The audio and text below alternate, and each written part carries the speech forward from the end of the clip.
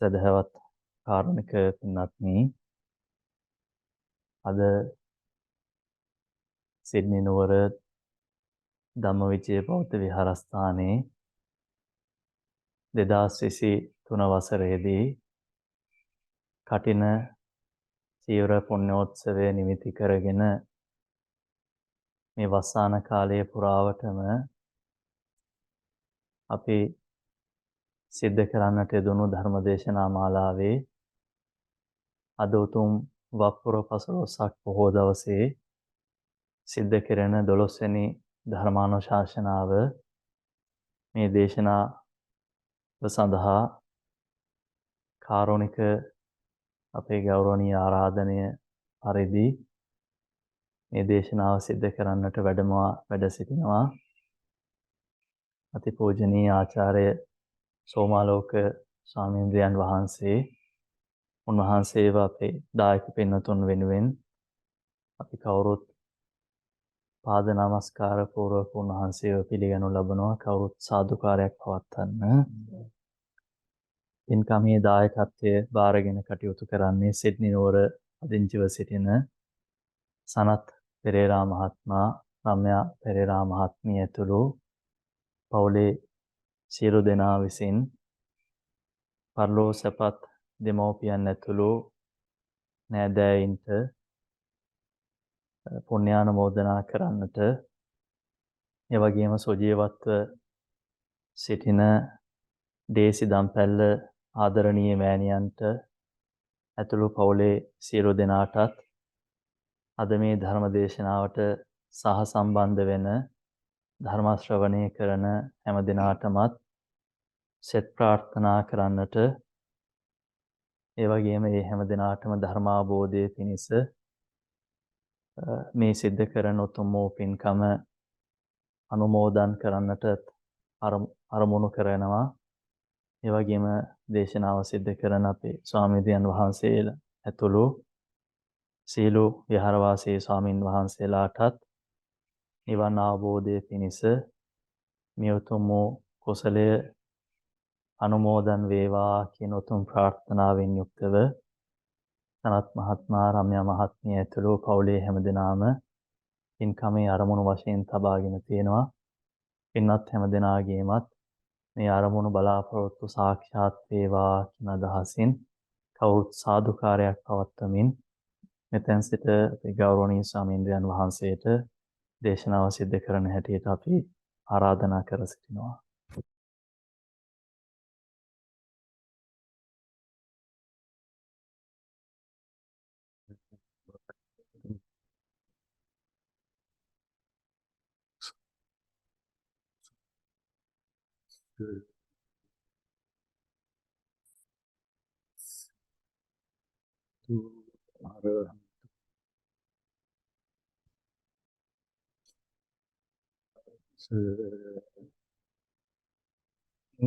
Tassa bhagavato arahato samma sambuddhassa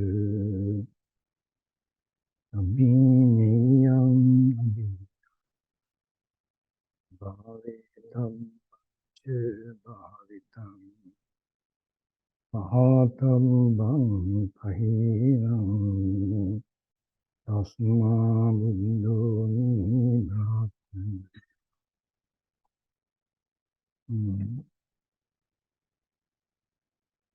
How are you doing? It's good. So you have been listening to very beautiful Dhamma talk, no? How many? It's a sixth one. So you are full of Dhamma. Okay. But what you're going to hear from me may be a little bit different. Okay? The reason I talk Dhamma as I understand it. Okay? And I try to see it within myself, how it works in me. Okay? That's my approach. So, therefore, I need to make a special request. There's something very difficult one for you, okay? The request is, when you listen to me, just see your own reaction to it. Okay? It's extremely important because what I'm talking may make no sense to you. But if you can observe your inner reaction to what I'm talking, you get the benefit. So that's what the Buddhist path, how to understand how we respond to things rather than what the external stimulus. Okay, by observing your own reaction, you can learn quite a lot about you. Okay, so I would expect you to do that. As I said, you may not understand or even appreciate what I'm talking. Understand? Because you have studied, learned Dhamma, and certain things I'm going to talk, maybe a little bit of conflicting. Okay? That's all okay. Because the Buddha wanted us to do, no? He didn't want us to accept what he preached just because out of faith. Genuine faith comes, saddha, come when you really understand what somebody is talking. Understand?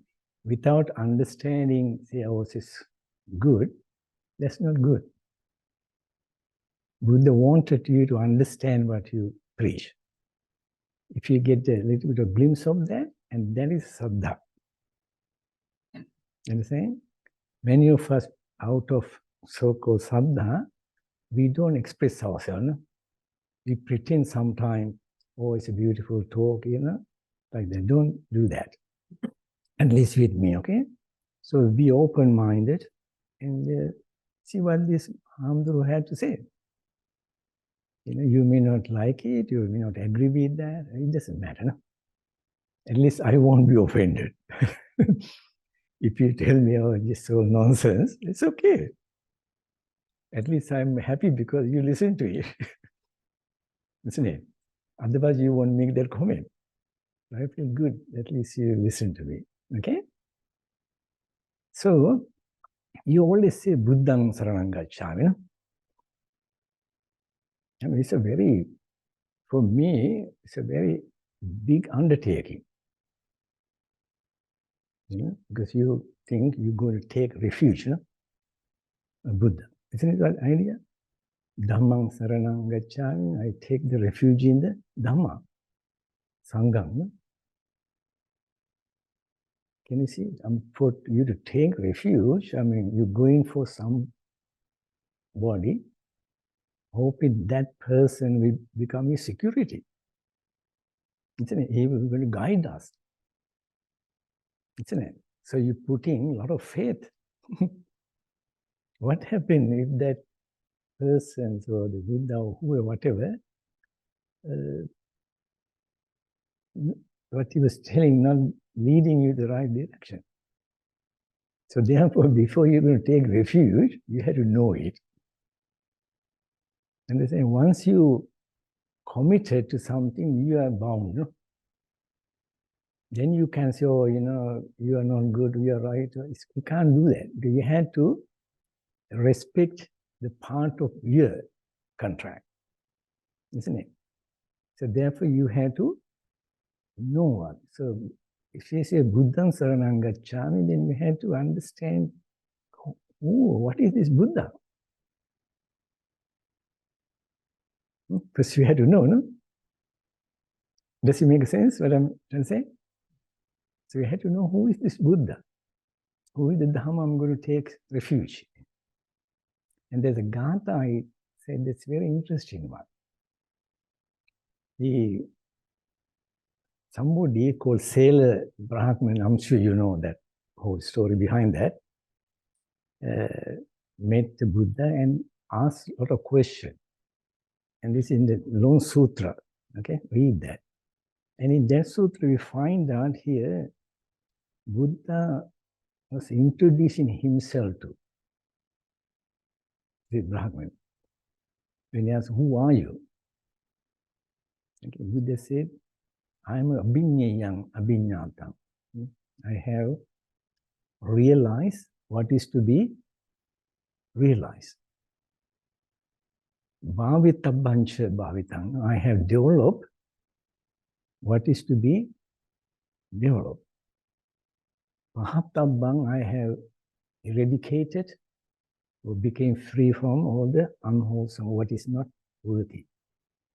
And therefore I'm Buddha. That's very beautiful, no?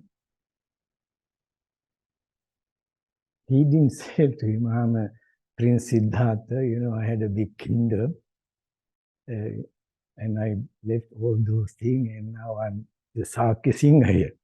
That's what the other people thought about him.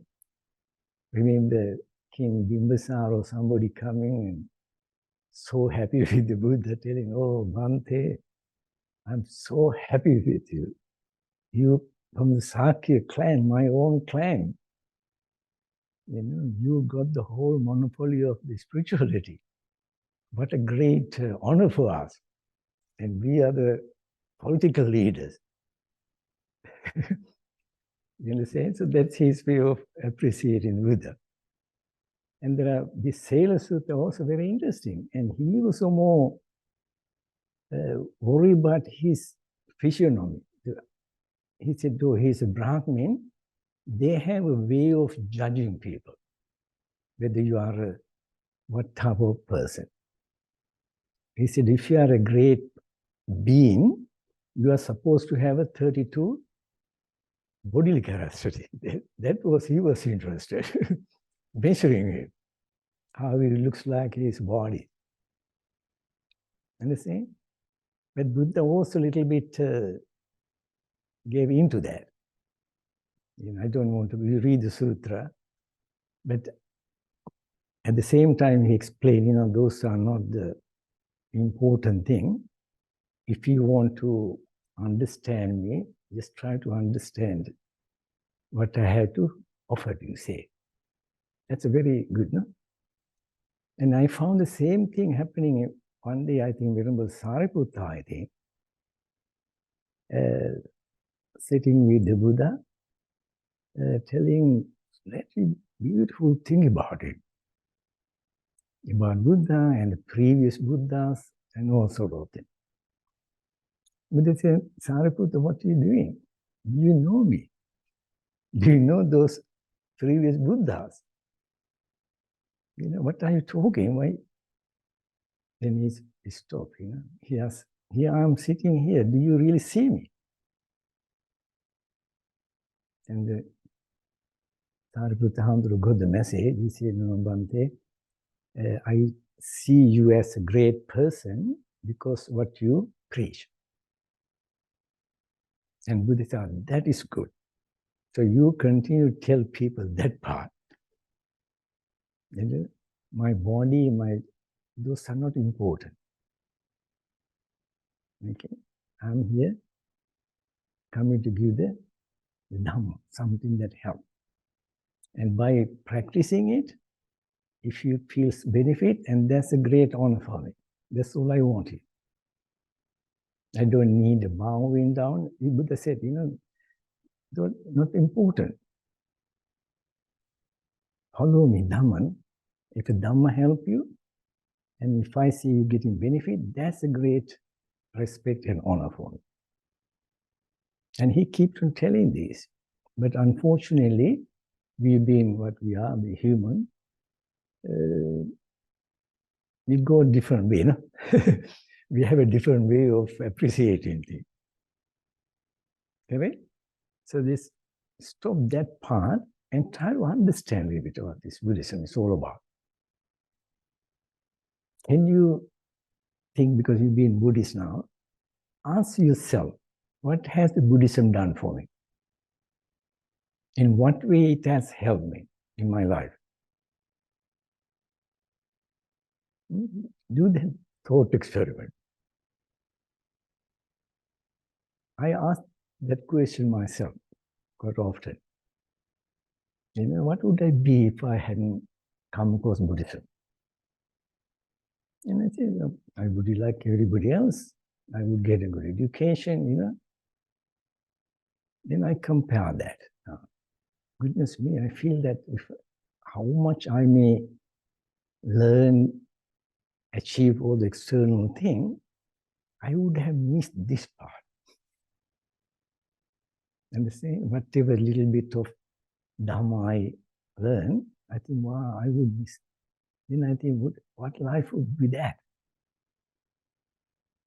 Understand? And that made me very happy. I said, whoever discovered this Dhamma, I feel like very grateful because I didn't discover it. Understand?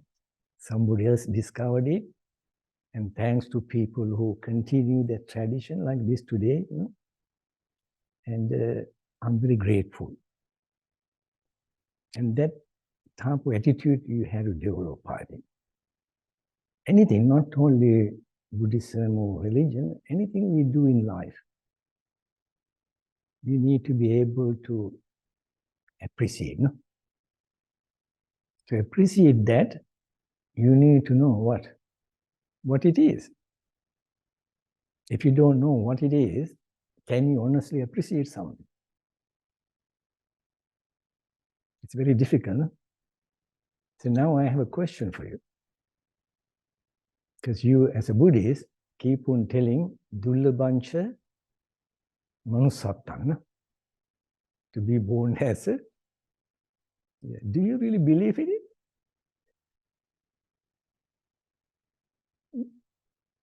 Do you believe that that being human being is a great?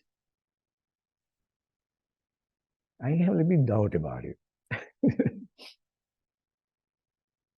I mean, we do say that,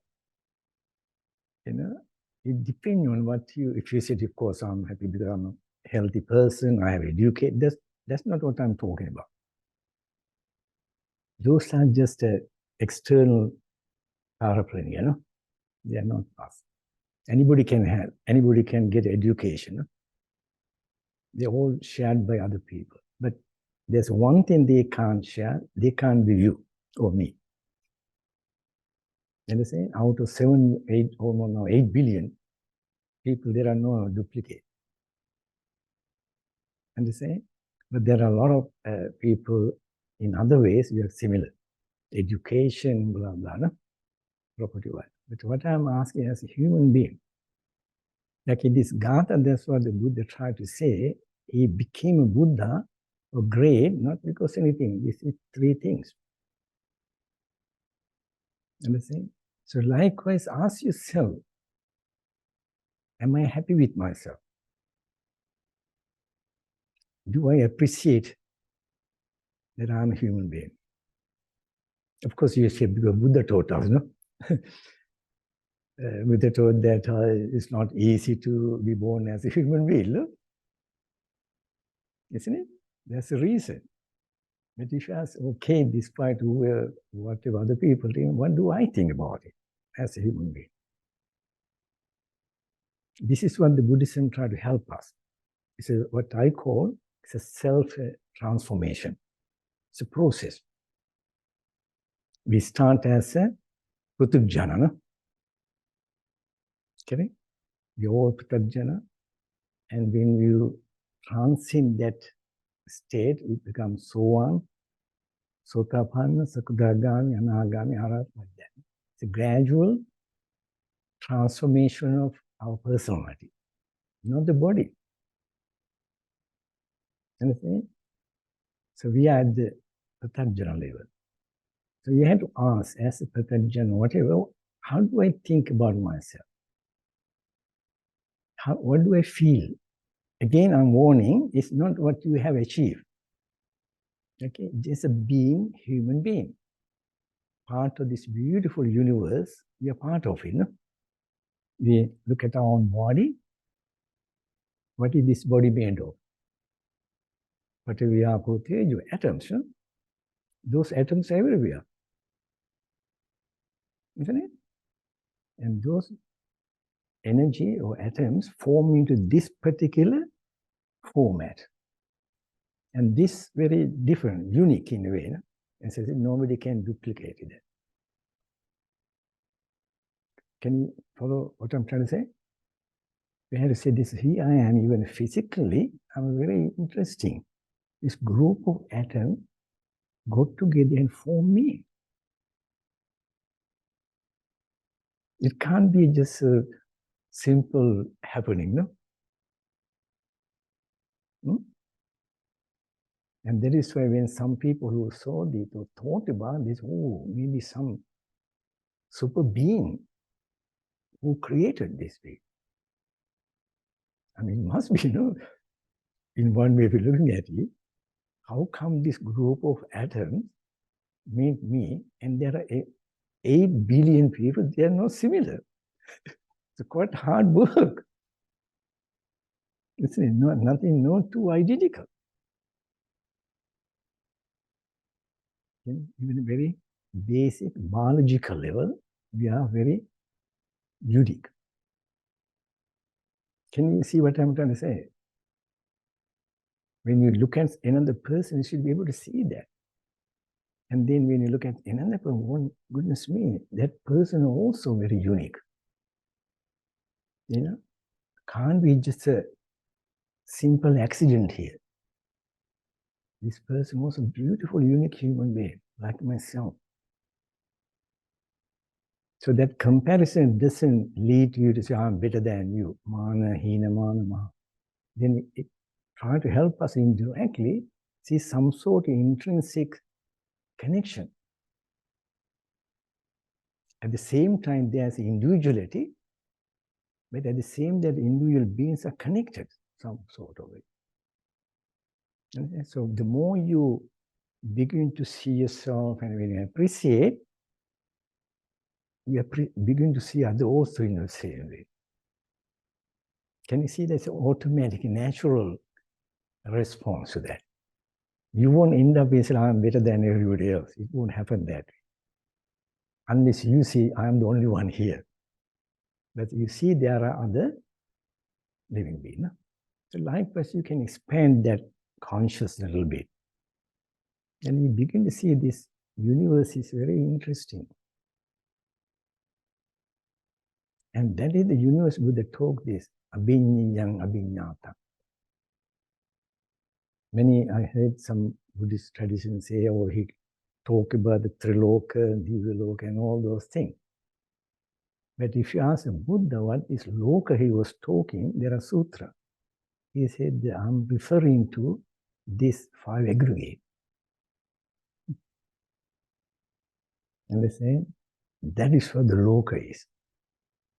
Wherever you go, whether it's a Manusaloka, animal world, or inanimate, go to heaven, except the Nibbana, we don't have to talk about that. Everything made of similar aggregate. And that is the Loka. And that is the Loka I realized. You get what I'm trying to say here? Not that I know all the secret of the universe, not that. It's everywhere I look at, past, present, future, where I look at, I see all the construct of Sankata. And it's a very beautiful observation. And that is why Buddha said it doesn't matter whether the universe was created by God or just a random happening, like a science we would say. This is what it is, isn't it? What is here? This Patavi, Apo, Thero, Vayu is what it is. Just because some super being created does make a difference? Or the nature created does make a difference? This is what it is. No? If you look at within this loka, you're going to see very interesting thing happening. Whether you go to beginning of the evolution or end of the evolution, it doesn't matter. No? All you see, nothing but this aggregate. So if you can penetrate into this, what we call vipassana, because you've got the opportunity here. Your loka is you. isn't it? And you had access to it now. And by knowing this being who you call yourself as it is, you would already know the past and future. You get what I'm trying to say? Because the past was just the same form of aggregate. What the future going to happen was the same again. Another form of that we have to enjoy. So you get a good grip on past and future here by knowing yourself.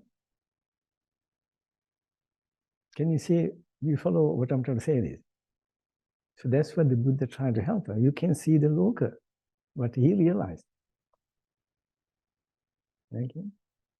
Because this is everywhere, Buddha said. Vyamattang bhikkhave kalibras, within this fathom side body, I see the Loka. I see the course of the Loka. Cessational, path, everything. If you talk of dukkha, the same thing. Everything right within this being. When you talk that way, we begin to see, wow, this is not only suffering here. Nibbana also,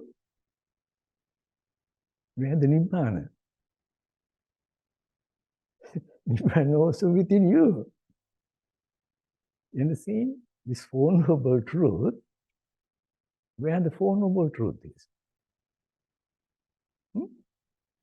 It's out there.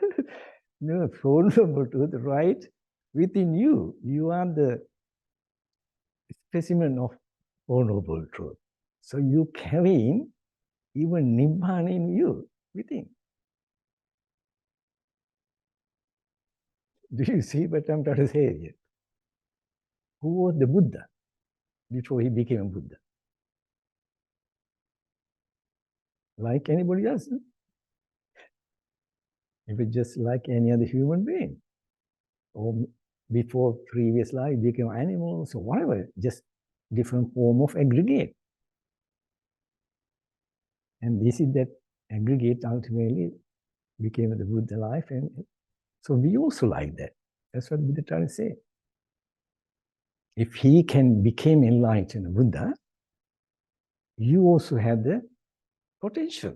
You are a living Buddha. That is the bud here. Potential there. It's up to you to express it or not. And that's what they said. You can transcend yourself, either become Buddha or Pacceka Buddha, or that's your choice. But final result is the same, isn't it? Because he became a Samma Buddha, he got the ability, skill to communicate with people. What he realized, isn't it? Pacceka Buddha, they also same, they worked very hard to realize the Dhamma, but they could not share with others. Arahant, they learned, but they had need someone to guide them or attain enlightenment, but they had not the same skill. It doesn't matter. The most important thing, we all can attain the same thing. So when you look at this, we can understand the physical part. No? The science, we are very good at that. We know atoms, you know, not only that, subatomic particle, and even the anti-particles, we're discovering more and more. And now they're working very hard to Higgins part, very exciting. There's no end, because from the Buddhist point of view, you know, or from the atomic point of view, we're at the end. This 4 or 5 element mutation, how many? There's the end to that. You can create a million indefinite forms, understand? And that's why we know the history. In the early days, you have a few atoms and counting one after one, it's still going. And Buddhists will tell you, know, you can go forever. Because the combination of these 4 elements, there's no end to it. And when he said that is not to underestimate, he said what is important, again, bring attention to Why you had to go so far? Because this is what it's all about here. You understand? There's nothing wrong with that. It doesn't give anything extra power here. You can manipulate the physical world, but so what? You know that anybody can do that. But there's something that everybody can do, can't do. And that's what I want to, what could it be that? So we know the physical part now, no? Everywhere there. There is something that we don't seem to have in other physical things. You know what it is, no? Our mind. Your aches and pain. Okay, we don't have to mystify the mind. Aches and pain. This is the most difficult question for today, for science. How come? What is this aches and pain? But it is there. In science, in the early days, we try to deny it because it's a question that stuff that we can't deal with. So this left it, but keep on coming. And today is the most powerful, most significant part of scientific investigation. Not only people, so many, number of Nobel Prize winning people into this. Because this is the most important part. Until we really understand what the mind is, we would never will be able to explain, to say that now we know the realities. Physical part we can, almost there. But the not knowing what the mind is the biggest challenge. But funny, isn't it? Because it's right there. Everybody have their aches and pain. But you are the only one who have the access to this. This is strange. Part of the reality, the one part, the body part, everybody have the access. But this part of what is happening in this same fathom-sized body, you are the only one who had access.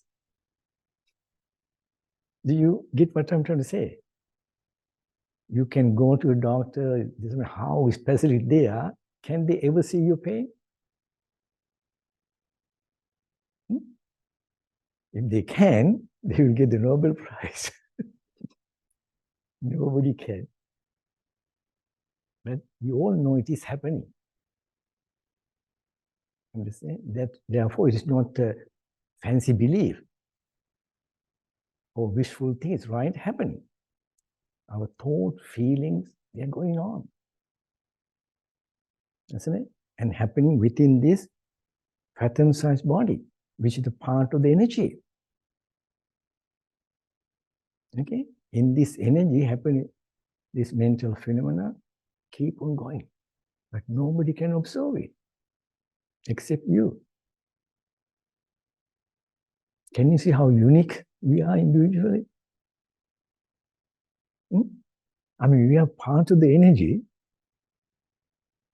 this body, but something in this, whatever happening in me, you, it's part of happening in the universe, because we are part of the universe, at least at the physical level, aren't we?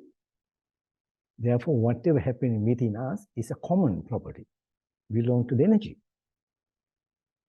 And this energy has this part, this subjective part, but nobody has access.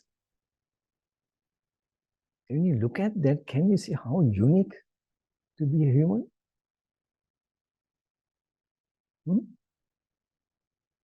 I don't know whether you get it. A little bit of a mind-boggling thing to see this. God, this human body is a part of the energy. Okay, there's something happening in this energy. I'm the only one who has access. Nobody else can see. Everything else, science can probe into it, can divide, analyze it, go deeper and deeper into it. But this one, no wonder human Buddhas and human beings are very unique. Animals also have that, but they don't have access. They don't have this. I don't know, at least we don't seem to see that. You know, when the poor dog is sick, he can't go and tell, I'm sorry, today I can walk because I have my back is not well. You know? He might sit in there, not being able to walk, but he can't tell. But we can. No? We can, unfortunately, we pretend also. You see, because nobody else can really know what it is. But the good thing about it, if you pretend, then we have to live with that anyhow. Because you only telling something which you don't have, it doesn't matter to other people because they don't see it anyhow. So you will end up with your own utterances. No? Okay, so focus on that. This one the Buddha trying to tell us. So when you focus on that, then you realize there are so many things we can develop. This bhave tabbanch bhavitam, I think, refer to many things. Basically, is this like 7 Bojjhanga Dhammas. All there. And the same, we normally, in one particular sutra, Buddha said, it's like a wind blowing from so many different directions, like where there are so many feelings happening in this body. Mundane, super mundane feeling. It's there. But not many have access to that, no? Because we are stuck with the Pratyabhjana level. Understand? What we see, what we can do depend on level. Like in science, we know, if you're operating on the particle theory, you're limited there. And that's why the quantum physics became very eye-opening. Otherwise, you wouldn't have this gadget today, no? Without the quantum physics. Because they managed to see deeper than the Patavi.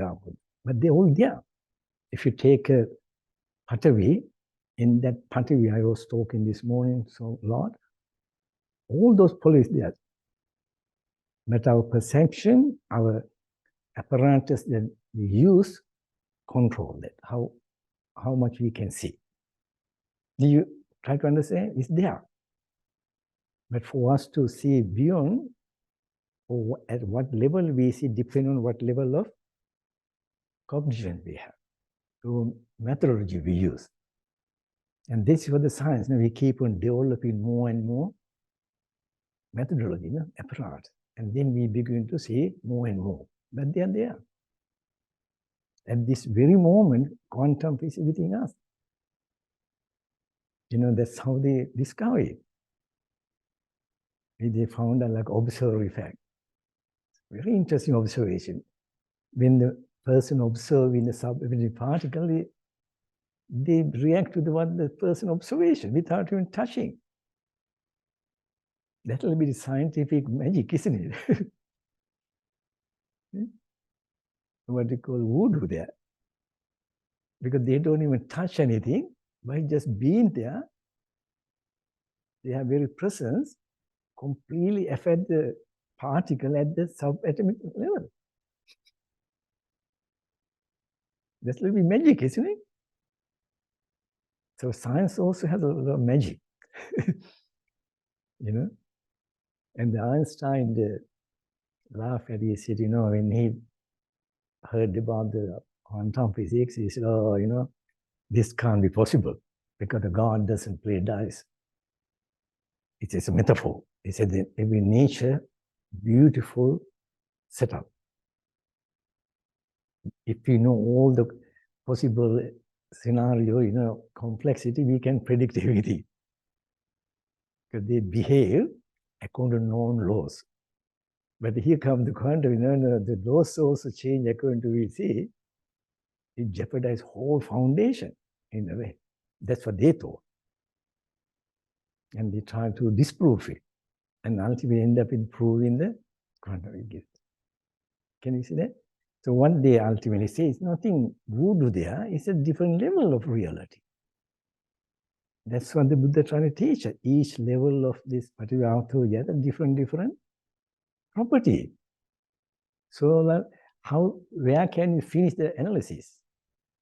If you take one particle, you can keep on dividing that whole Abhidhamma, isn't it? Anu, Paramanu, Ratarenu, go on and on. The Buddhists also had a good fun about this. Try to go to the end of the atom. Did they come to any end? If they come to end, it becomes very interesting because then got nothing there. But that completely go against the Buddhist teaching and the science. Energy can't be created or destroyed. So Buddha said, you can keep on going on and on and on. Wherever you go, it doesn't matter what level of analysis you're following, you end up with seeing same thing. So this is a simple version, say that. You understand? So therefore, Buddha said, again, it doesn't make sense going on and wasting your energy as if there's something mystical thing we're going to discover. Could you see that? Well, all we see, whatever level we're going to do, analyze, this is what it is. Because ultimately it's a different level of particular you are. Can you see how the Buddha managed to calm down these people and intellectual anxiety, wanting to know how the things came into being, what will happen to us after this, understand? Where the beginning of an end. It is, Buddha said, it's all not just waste of energy, because all those things that you are trying to struggle to understand right here. But do you think even the Buddhist people who even living with the Buddha realize what you're trying to say? Oh, this is very interesting. Even please correct me if I'm wrong, I don't know. This exactly, I knew the one person called Rohitasa, but I heard even a Mahamoggallana Hamduru had the same issue. When the Buddha said there's no end of the samsara, they thought it can't be. They want to go and find out the end of the space. No? And they try to, with their psychic power, they try to go. And with great respect, I'm telling, I don't know what if that is what they thought what they were telling, Buddha didn't have enough cognitive power to see that. His cognition is limited. And that's what they thought, that's what he was talking. But he trying to tell the samsara is not what you're talking space. Here, samsara is you, within you. This being, that's right. So if you want to know the beginning and end of samsara or the space, because this is what the loka is. Loka is not out there. Understand? Whatever out there is right here. So he tried to bring your attention to yourself here. That's what I try to do. Because we have the normal, when we get excited about something, we want to go and look into who made it, where it is made of, all those things, rather than appreciating, wow, this is what it is. The more when you go away looking for this, what happened to you then? You lose the sight of what is here. That's what in the beginning I said, when the people want to know Buddha this and that, right? Buddha is right in front of you. When you talk with the Sakya Muni, then this aggregate on the Sakya Muni. Then you miss him. Isn't it? Person thinks right in front of you. If you don't pay attention, you lose it. All the other external things take our attention away from thing. And this is why the whole Satipatthana comes in. The reason ultimately, all this message Buddha said, try to understand. Then you see the loka right within. And beautiful thing is, you look at, as I mentioned earlier, we not only see on the phone of 5 aggregate, we see the other part of the energy too, within. in meditating like a Vipassana, you can see like there are a lot of ways they try to explain that. You don't need to go detail. Like if you bite your teeth, then you can see the solidity, Apo, Tejo, Vayu, all are there. And they even some people you can experience space inside your mouth part. Okay, we don't need to go there, but you say this, all these elements are akas also there. Space, very important part. And most important of this, the vijnana, the mind part, is part of the energy, and that is also within us.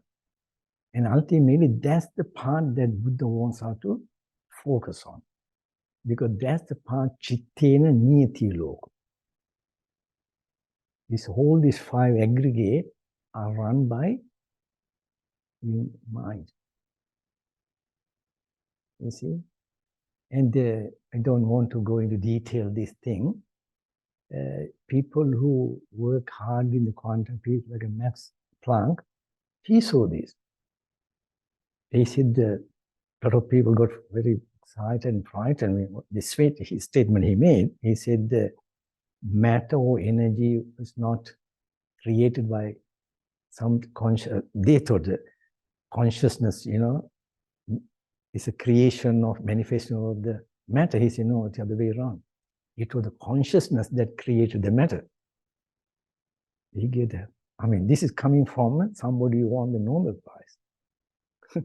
Not somebody on the street, ordinary scientist. They saw it.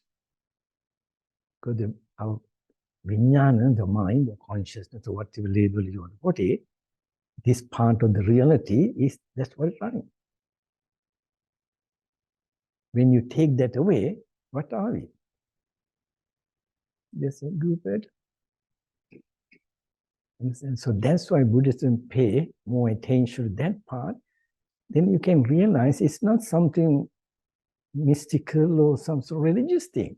He talking about right something here about the world. It is part of the world he's talking about. You get what I'm going to say?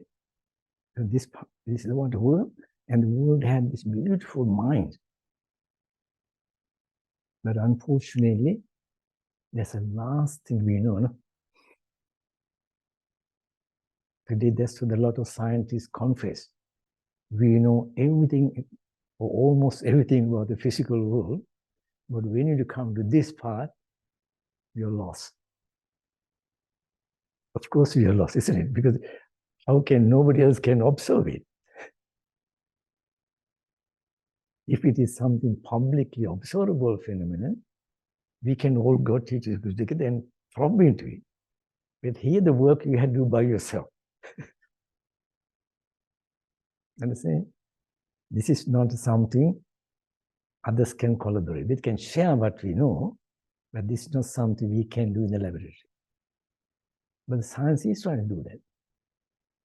When the science, even the early days people did, they talk about maybe our mind is a byproduct of a brain processes called epiphenomena.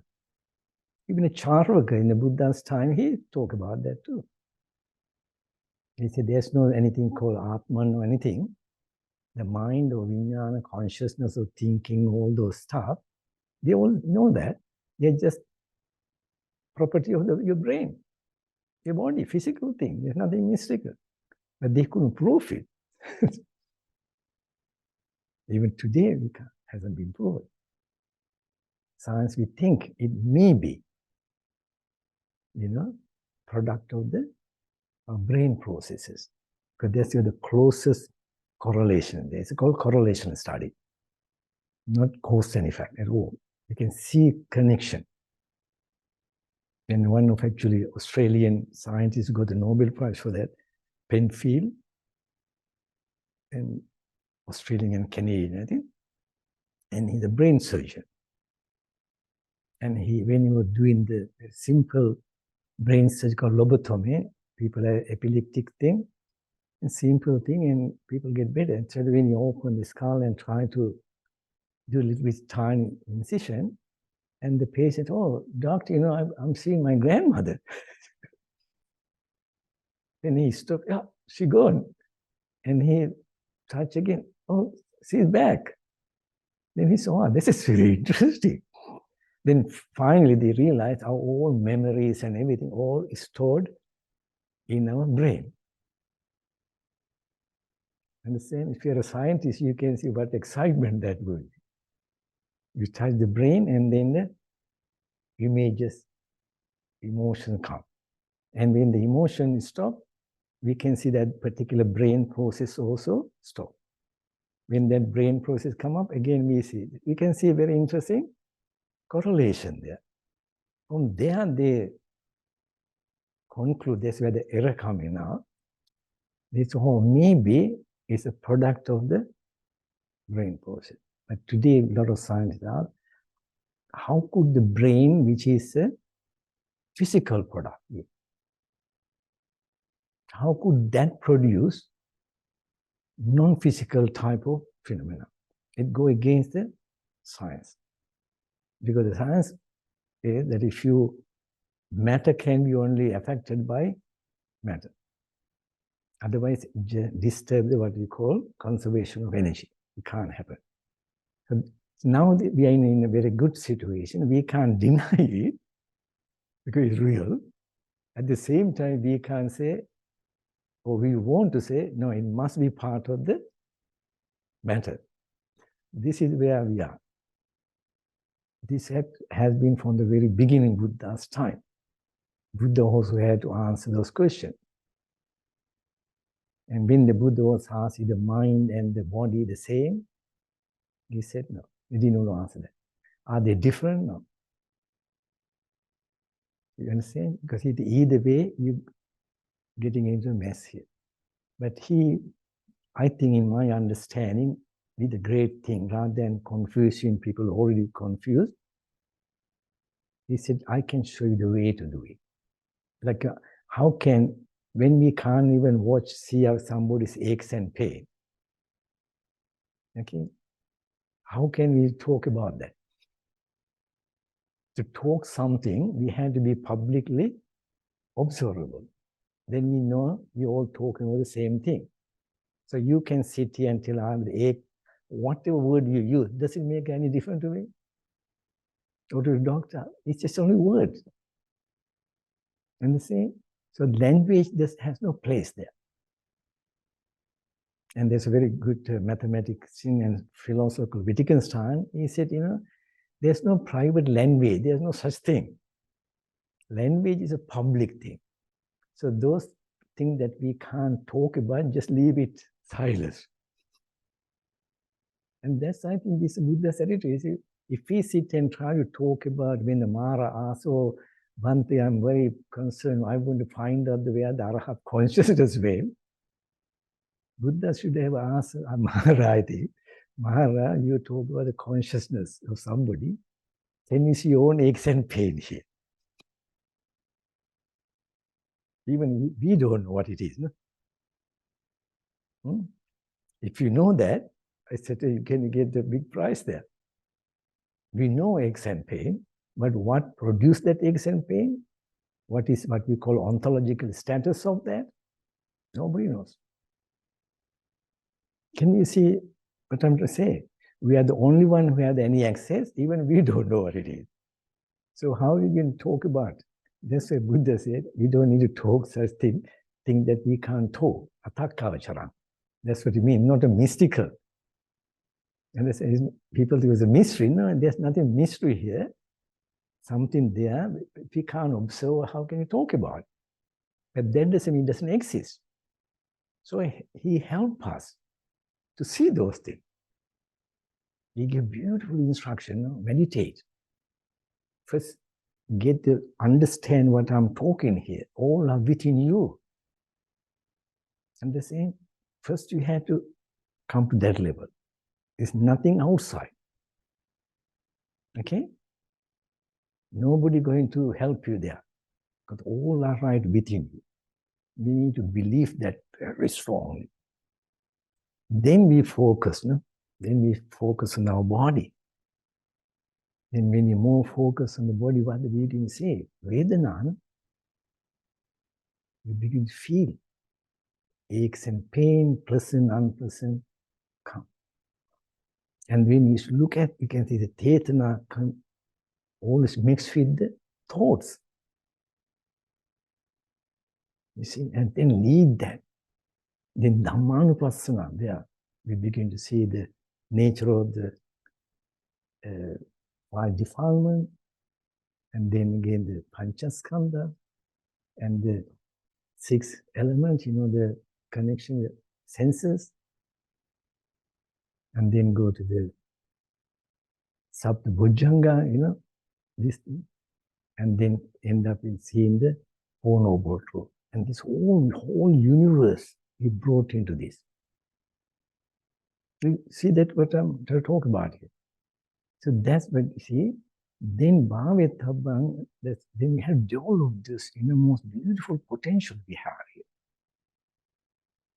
Not to deny the mundane happiness and pleasure, but don't just limit it. Remember that we have so much inner potential. Develop those things. But to develop those, unfortunately, we had to have some sort of discipline or control over unpleasant. Because they hinder us. And that's where the sila part, this all sila samadhi panya opposite way to get. You understand? These 3 ultimately sila samadhi panya. It's started with the panya, samadhi and sila, but he said if you want to come back to the beginning, you have to start from the bottom. Because this is what the problem is, because we're stuck in this level of sila. That level of sila is not necessarily unwholesome. It reflects our earth pratyajana nature. Because there we all the pleasant, unpleasant thing come because we think this is the only reality. So we had to deal with that. When you let go, a lot of people, Buddhists think, oh, let go. There's nothing to let go. To begin with, we are not attached anyhow. But we struggling to get attached. And that caused the pain. And that pain is the blocking thing. Because when we can't deal with this mundane problem, how can we go to somewhere else? Level. So Buddha said, therefore, we need to understand the basic, we are stuck here. And when you release that, slowly, this bondage with the physical thing, because that's what the sila means. Sila trying to tell us our bond with the physical world. Isn't it? If you look at the 5 precepts, what are they to do with? They're stuck with the physical part. So when you can normally get some sort of sanity, release that. And that gives the energy and space for us to meditate. Isn't it? Because when we are struggling those things, how can you meditate? When you meditate, already we end up with what we started. You begin to see you are wonderful, unbelievable manifestation of this universe. This is what the Buddha tried to teach us. You understand? But it should be not easy, no? And having said that, I want to finish this talk. What ordinary reaction to this? There's a prince called Prince Jayasen or somebody. And he came to Buddha, and Buddha gave a beautiful Dhamma talk.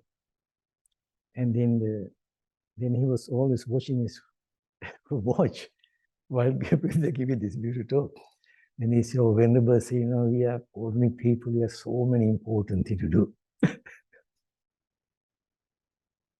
Okay, so he left. You know that story, no? And the same with the Sakra. He also came, he also visited Buddha, no? Time to time. And then Buddha gave a beautiful Dhamma. I'm not talking about that, I give a Dhamma talk, okay? Don't misunderstand that. I'm trying to say that our mind react to something a little bit off our touch, okay? And the Sakka come and give a beautiful Dhamma talk, the Buddha. And I think Mahamoggallana Hamdru, I think next to him, he said, wow, this Dhamma talk should have made Sakka enlightened. So Sakka went.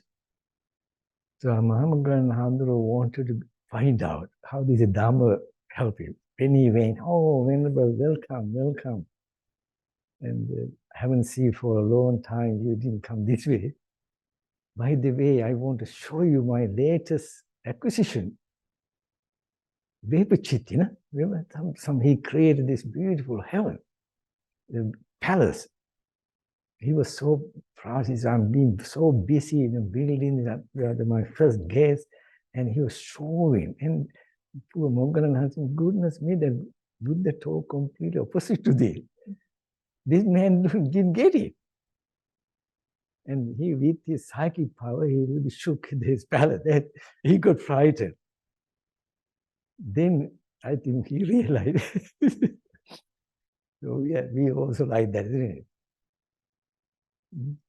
Doesn't matter.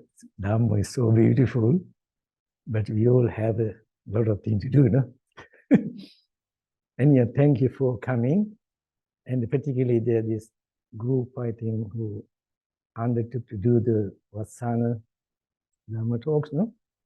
And it's we're sharing with other people, giving that opportunity, at least one person listening.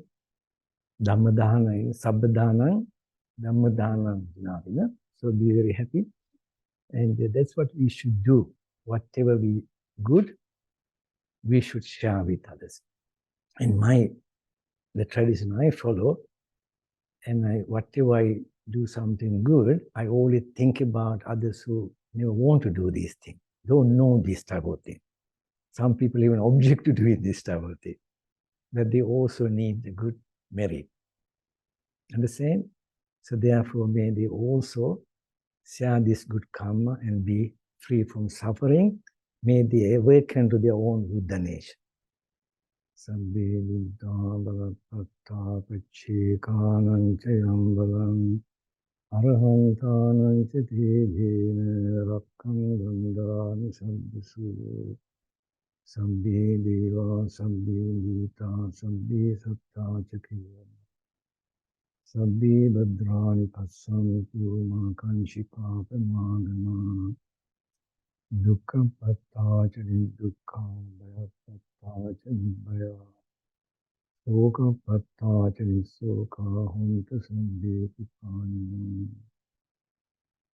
පින්වත්නි අද ධම්මවිජය බෞද්ධ විහාරස්ථානයේ වසාන සමයේ සිද්ධ කරන්නට යෙදුණු 12 වෙනි ධර්මානුශාසනාවයි මෙතෙකින් නිමාවට පත් වුණේ. අද ඉංග්‍රීසි ධර්මදේශනාව දේශනා කර වදාළ ගරු කටයුතු ආචාර්ය සොමාලෝක ස්වාමීන්ද්‍රයන් වහන්සේටත් අපි හැමදෙනාම තුනුරුවන්ගේ සරණින් ස්වාමීන්ද්‍රයන් වහන්සේට නිදුක් භව නිරෝගී සම්පන්නිය චිරජීවනයේ පිණිසම මේ සිද්ධ කළ පින්කමද තුනුරුවන්ගේ ආශිර්වාදයද නිරන්තරයෙන්ම සැලසේවා කියන අදහසින් කවුරුත් සාදු කියා ප්‍රාර්ථනා කරමු. පින්කමෙහි දායකත්වයේ දරූ සනත් පෙරේරා මහත්මයා, රම්‍යා පෙරේරා මහත්මිය ඇතුළු පවුලේ හැමදෙනාගේමත් අරමුණු බලාපොරොත්තු ඉෂ්ට සිද්ධ වේවා. මේ සිද්ධ කළ ධර්ම දානමය පින්කම හැමදෙනාටම උතුම් නිවන් සුව පිණිසම හේතු වේවා සාදු කියා ප්‍රාර්ථනා කරමු. By the way, I forgot to